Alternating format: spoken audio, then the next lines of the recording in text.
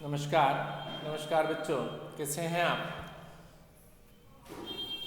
SST for class fourth और उसमें chapter आजकल हम आपके साथ डिस्कशन कर रहे हैं, India, the coastal plains and island groups. और उसमें हमने लास्ट टाइम आपके साथ तमिलनाडु तक आपके साथ डिस्कशन किया था और आज हम बात करेंगे आपके साथ पौंडीचेरी के बारे में, वेस्ट बंगाल के बारे में, उड़ीसा के बारे में, आंध्र प्रदेश, तेलंगाना, इन सब के बारे में हम आपके साथ आज डिस्कशन करने वाले हैं। तो स्टार्ट करते हैं विद द पौंडीचेरी। कहते Pondicherry lies in the south of Chennai. Pondicherry is earlier known as Pondicherry. अब हम पौंडीचेरी बोल रहे हैं, पहले पौंडीचेरी हम इसको बोला करते हैं। चेन्नई के साउथ में प्रेजेंट है ये। Pondicherry is a union territory, ये एक केंद्र शासित प्रदेश है। French, Tamil, Telugu and Malayalam are spoken here. यहाँ पर ये भाषाएं बोली जाती हैं। French is a language of Pondicherry. French भाषा है यहाँ की, लोग यहाँ के फ्रांसीसी बोलते हैं।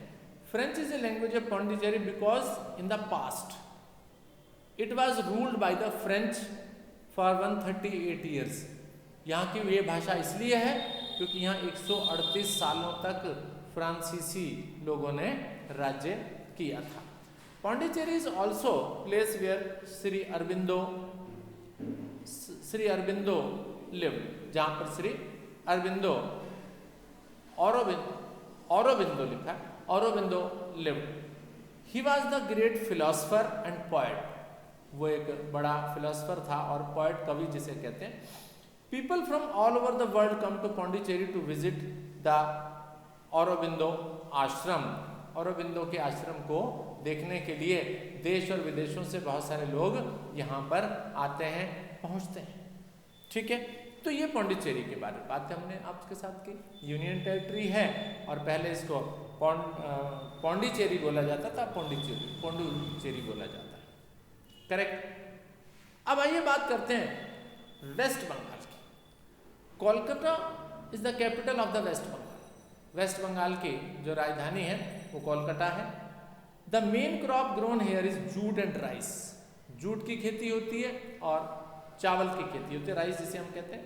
Many jute and textile mills are situated here. यहाँ पर बहुत सारी जूट की और टेक्सटाइल यानी कपड़े की मिलें उपस्थित हैं। Durga Puja is the most popular festival in West Bengal. Durga Puja जो है यहाँ का मुख्य फेस्टिवल है, त्योहार जिसे हम लोग कहा करते हैं। ठीक है, आप देख रहे हैं दुर्गा पूजा की एक तस्वीर भी आपके बुक के अंदर यहाँ पर आपको दिखाई गई है। अब बात करते हैं उड़ीसा की। It is located at the eastern coast. ये ईस्टर्न कोस्ट का मतलब पश्चिमी तट पर, पूर्वी तट पर उपस्थित है। Puri and Bhubaneswar are the important temple of Orissa. Puri और भुवनेश्वर यहाँ के मुख्य टेम्पल हैं उड़ीसा के। The state is also famous for the handicraft items. और इस स्टेट के अंदर, इस राज्य के अंदर हैंडीक्राफ्ट यानी हाथ से बनी हुई चीजें यहाँ पर ज्यादा बनती हैं, मुख्य हैं जी यहाँ पर। Chilika lake is the largest salt water lake in Asia. Chilika नाम की एक लेक कहते हैं झील को, जो कि यहाँ पर उपस्थित है और एशिया की लार्जेस्ट लेक है, एशिया की सबसे बड़ी लेक है सॉल्ट वाटर की। The state is also famous for handicrafts. ठीक है। With its bird sanctuary is the major tourist attraction. और यहाँ पर एक बर्ड सेंचुरी का मतलब है जहाँ पर पशु पक्षी जो हैं वो, पक्षियों की जो सेंचुरी है वो बहुत ज़्यादा यहाँ की पॉपुलर कही जाती है। तो ये बात हुई उड़ीसा के बारे में। नेक्स्ट बात हो रही है Andhra Pradesh. Hyderabad is the capital city of Andhra Pradesh. Andhra Pradesh की जो कैपिटल का मतलब राजधानी है वो क्या है? हैदराबाद है। Farming is the main occupation of the people. यहाँ के लोगों का जो मुख्य पेशा है वो क्या है? फार्मिंग है। फार्मिंग का मतलब खेती है। Rice is grown here in abundance. यहाँ पर राइस अधिक मात्रा में उगाया जाता है। Visakhapatnam is an important sea port, और यहाँ का मुख्य जो बंदरगाह है जहाँ पर पानी के जहाज आते हैं जाते हैं, सामान लाते हैं उतारते हैं ले जाते हैं, उसे हम पोर्ट कहते हैं। तो नाम क्या बताया? Visakhapatnam. It has the ship building, यहाँ पर पानी के जहाज़ों को बनाया भी जाता है। Yard and iron and steel plant is also oil refinery, और यहाँ पर जो है लोहे का और स्टील का के प्लांट भी हैं, और ऑयल रिफाइनरी भी है। ऑयल रिफाइनरी का मतलब तेल को साफ करने के कारखाने, तेल शोधक कारखाने जिन्हें हम लोग बोला करते हैं। ठीक है, आगे बात कर रहे हैं तेलंगाना की। Telangana is state in the southern region of India. Telangana जो है ये स्टेट हमारे देश के अंदर दक्षिण भाग के अंदर स्थित है। It becomes the 29th state of India consisting of 10 northwest districts of Andhra Pradesh with Hyderabad as its capital। कहते तेलंगाना जो है ये भारत का 29वां राज्य था जिसमें 10 नॉर्थ वेस्टर्न डिस्ट्रिक्ट यानी 10 उत्तरी और दक्षिण उत्तरी और पश्चिमी डिस्ट्रिक्ट भी यहाँ पर प्रेजेंट थे ऑफ आंध्र प्रदेश। आंध्र प्रदेश पीछे आपने एक राज्य पढ़ा, तो उस आंध्र प्रदेश का ही टूटा हुआ भाग जो है वो तेलंगाना बनाया गया, जिसको हैदराबाद एज इट्स कैपिटल और इसकी राजधानी हैदराबाद को बनाया गया। ठीक है, Telangana is situated on the Deccan plateau. Telangana जो है वो दक्षिण पठार के अंदर उपस्थित है, on the plateau in the central stretch of the eastern seaboard of the Indian peninsula. ये Telangana is situated on Deccan plateau. Deccan plateau का मतलब दक्षिणी पठार के अंदर प्रेजेंट है। इन द सेंट्रल स्ट्रेच यानी मध्य भाग में स्थित है of the eastern seaboard of Indian peninsula, पूर्वी सी बोर्ड पर स्थित है भारतीय क्षेत्र के अंदर। Telangana has 3 national parks. Telangana के 3 नेशनल पार्क्स हैं। नेशनल पार्क्स का मतलब है जहाँ पर जानवरों को रखा जाता है, पक्षियों को रखा जाता है और कई तरह की प्रजातियां जानवरों की जो कि दुर्लभ प्रजातियां हो जाती हैं, जो कम मात्रा में जिनके जीव रह जाते हैं, वहाँ रखा जाता है। इसमें क्या कहा गया? Kasu Brahmananda Reddy national park in Hyderabad, पहला नाम दिया गया कासू ब्रह्मानंदा रेड्डी नेशनल पार्क हैदराबाद का।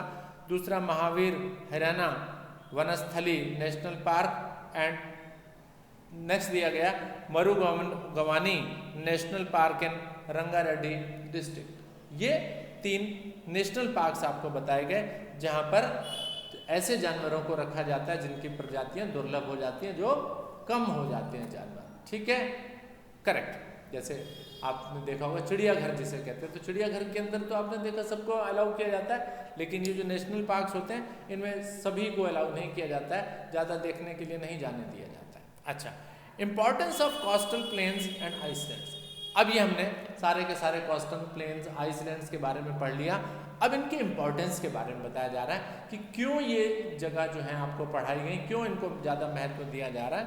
कहते हैं the deltas of the major rivers of the east coast which have very fertile alluvial soil are important for agriculture. तो डेल्टा जो हैं इन ईस्ट कोस्ट वाले भागों के अंदर इनकी जो मिट्टी है ये बहुत ज़्यादा उपजाऊ है, यहाँ पर अच्छी फसल उगती है, उग सकती है। Fishing is major occupation of the people.